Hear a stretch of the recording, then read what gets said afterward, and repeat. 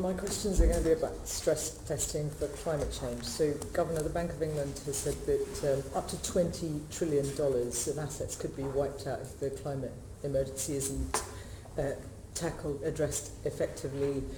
We know that the city remains the world's major centre for brown fossil finance and supports either directly or indirectly about 15% of global CO2 emissions, particularly in the oil, gas and mining sector.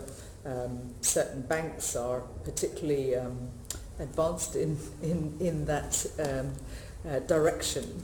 And the Financial Stability Report notes that the bank will test the UK financial system's resilience to the risks of climate change and transition to a low-carbon economy. So can you explain how climate change could lead to financial instability and what the FPC and the financial sector is doing to mitigate the threat? Okay. Thank you for the question. With climate change, there's two types of risks that can affect financial stability. The first is most familiar to all of us and most familiar in financial terms to the insurance world, which is physical risk from extreme weather events. Yeah. And broad brush, I think as you know, but just to be clear, broad brush, those have gone up more than threefold over the course of the last few decades, and the insured losses have gone up about 5 times. So inflation-adjusted insured losses from extreme weather events have gone up that order of magnitude. Now, the property and casualty insurance businesses in the UK and the reinsurers in the Lloyd's market are very sophisticated about this risk. And they also have the advantage that most of their contracts are repriced every year. So they adjust the coverage and they adjust the pricing, and they're seeing effectively yesterday's tail risk, extreme event, becoming more likely today's central scenario. So they're familiar with that.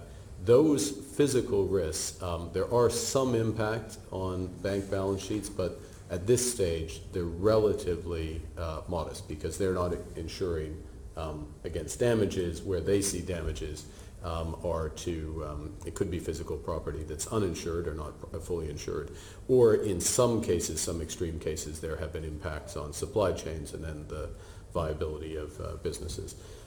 Those physical extreme weather events, though, are likely to continue to increase over time, certainly on most assessments of the trajectory of degree warming is that the world is headed to at least 3.5 or potentially higher additional degrees Celsius relative to pre-industrial before the climate stabilizes, not consistent yet with net zero, the legislated objective of the United Kingdom. So physical risks and physical risks increasing over time, and I'll come back to how that can be, how that could affect the banks themselves. But the second group of risks relate to so-called transition risks, and the transition risks come about from a variety of factors, but part of it is actually climate change policy itself. So as certain activities are either become prohibited or subsidies for very carbon-intensive activities are removed, or to the extent to which there's carbon pricing and that carbon price gradually increases, the economics of a huge range of activities will change. And so it's a question of which business models of the banks, but by extension, of the bank's borrowers, but then by extension the banks, which business models are resilient to these changes over time. So in other words, has a business thought through the fact that different energy sources will be used, that the price of carbon, certain activities will not be allowed. So this is distinct from the actual physical impacts of climate change. And arguably, these are the bigger risks. There's also transition risks that come from new technologies that shift from being like wind. We have the crossover now in terms of many renewables that have crossed over in terms of their economics relative to conventional sources. Okay, those are transition risks. So what the stress test does, and it's the first of its kind in the world, is that it looks at the banking system and the insurers. And in fact, there is a stress test going on right now for the UK insurers on climate risk. But let's focus on the one that is referenced in the report, to the UK banking system, principally to the UK banking system. It will ask the banks, and a discussion paper on this is coming out next month, mid to late November, which will set this out in more detail, solicit comment, and then start running the test.